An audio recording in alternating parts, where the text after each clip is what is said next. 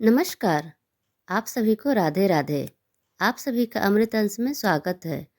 आज मैं आप सभी को संतोषी माता की व्रत कथा सुनाने जा रही हूँ।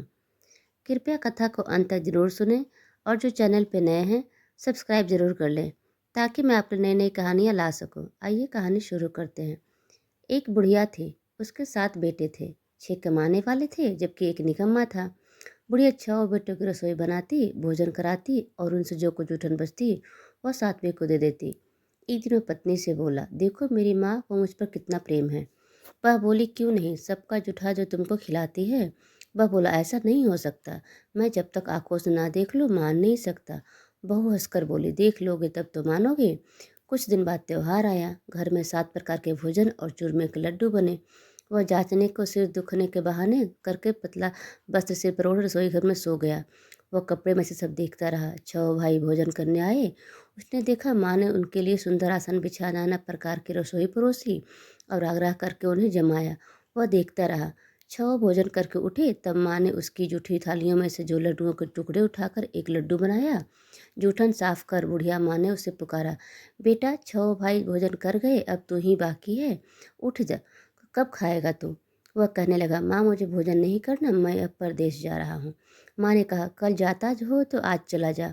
वह बोला, हाँ आज ही जा रहा हूँ। यह कहकर वह घर से निकल गया। 7वें बेटे को परदेश जाना चलते समय उसकी पत्नी की याद आ गई।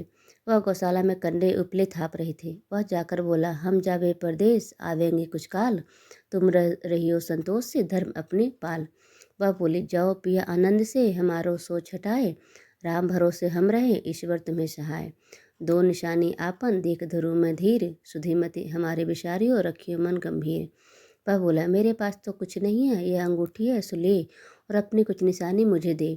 वह बोली, मेरे पास क्या है, यह गोबर भरा हाथ है।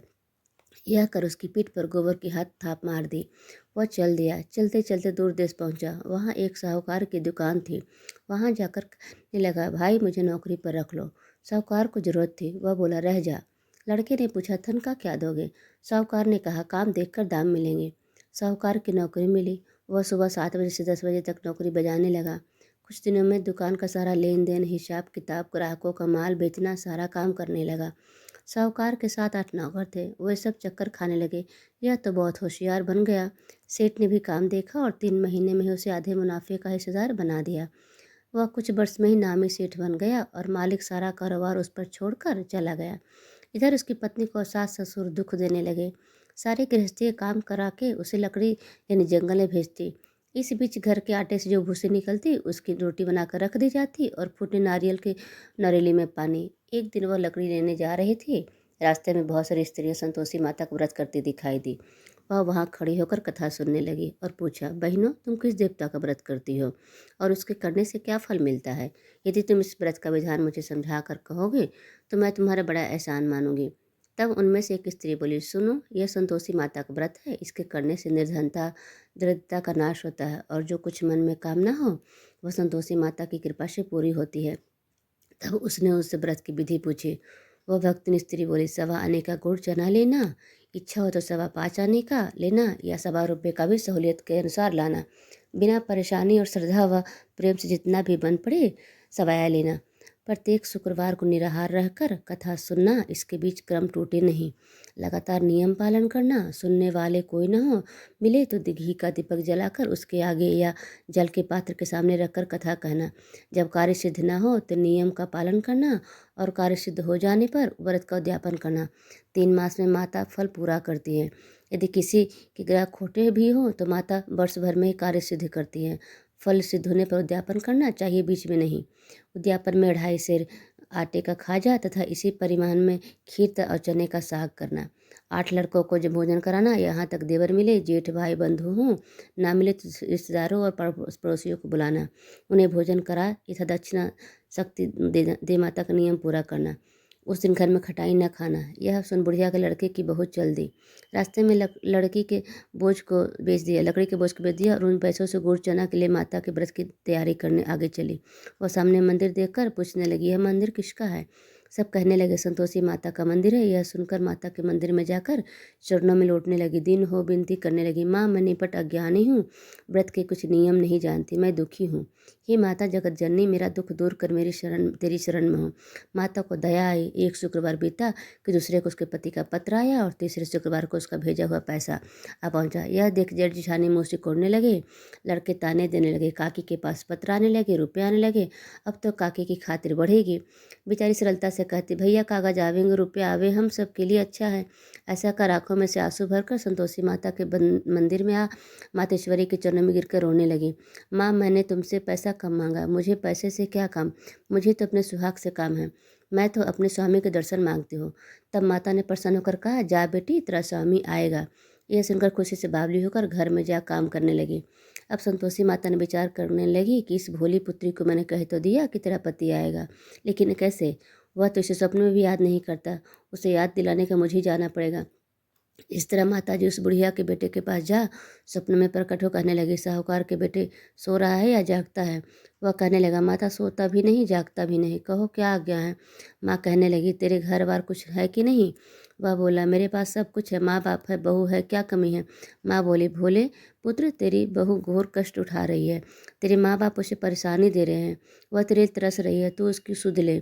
वह बोला, हाँ माता जी यह तो मालूम है, परंतु जाऊँ तो कैसे, परदेश की बात है, लेन देन का कोई हिसाब किताब नहीं, कोई जाने का रास्ता नहीं आता, कैसे चला जाऊँ। माँ कहने लगी, मेरी बात मान, सवेरे नहा धोकर संतोषी माता का नाम ले, घी का दीपक जला, दंडवत कर दुकान पर जा बैठ, देखते देखते सारा लेन देन चुक जाएगा, जमा का माल बिक जाएगा, सांझ होते होते धन का भारी ढेर लग जाएगा। अब बूढ़े की बात मानकर वह नहा धोकर संतोषी माता को दंडवत घी का दीपक जला दुकान पर जा बैठा। थोड़ी देर में लेने वाले रुपये लाने लगे, लेने वाले हिसाब लेने लगे। कोठी में भरे सामान के खरीदार नगद दाम दे सौदा करने लगे। शाम तक धन का भारी ढेर लग गया।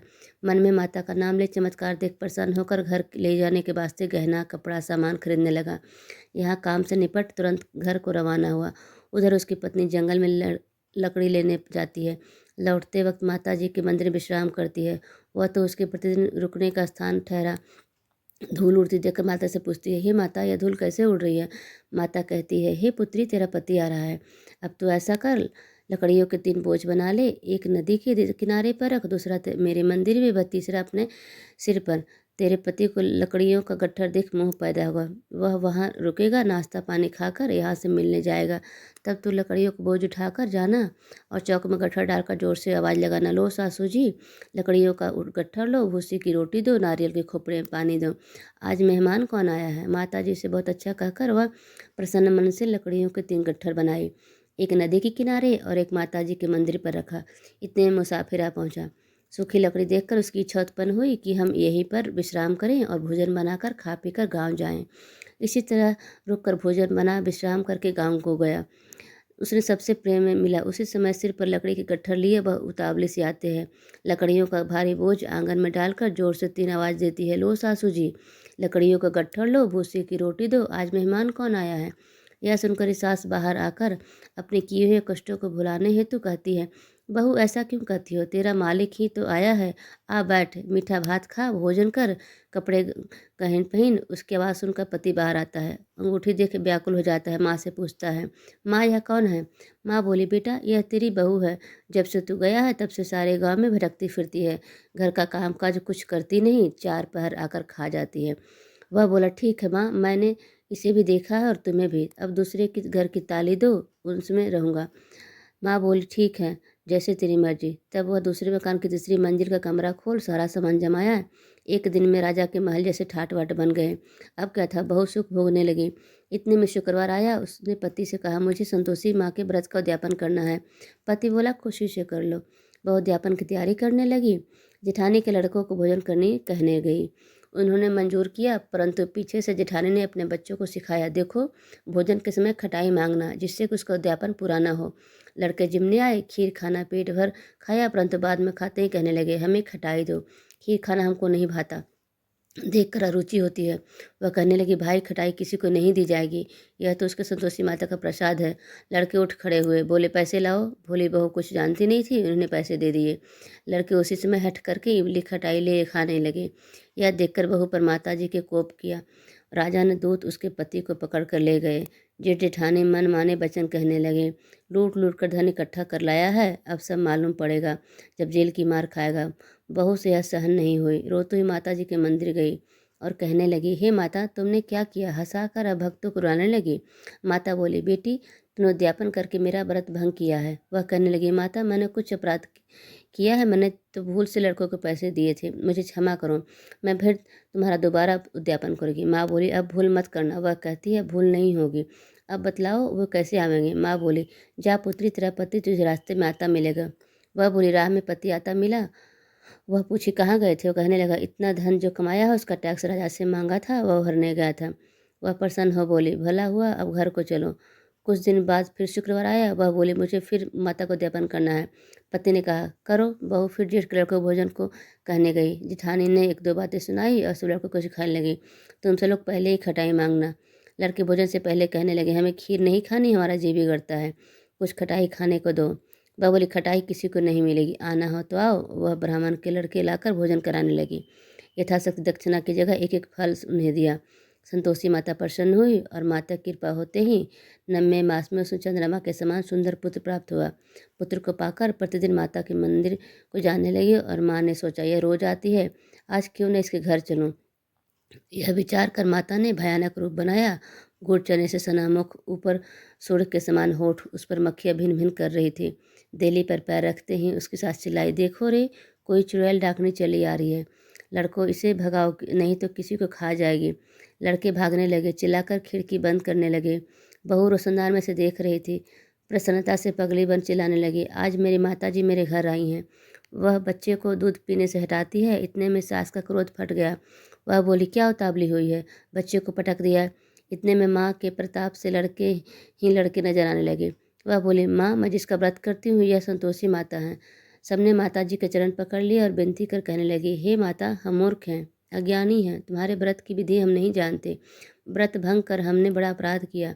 जग माता, आप हमारा अपराध क्षमा करो। इस प्रकार माता प्रसन्न हुई। बहू को प्रसन्न हो, जैसा फल दिया है वैसा माता सबको दे, जो पढ़े उसका मनोरथ पूर्ण हो। बोलो संतोषी माता की जय। आप सभी को संतोषी माता की बहुत सारी शुभकामनाएं। आप सभी का कहानी सुनने के लिए बहुत बहुत धन्यवाद।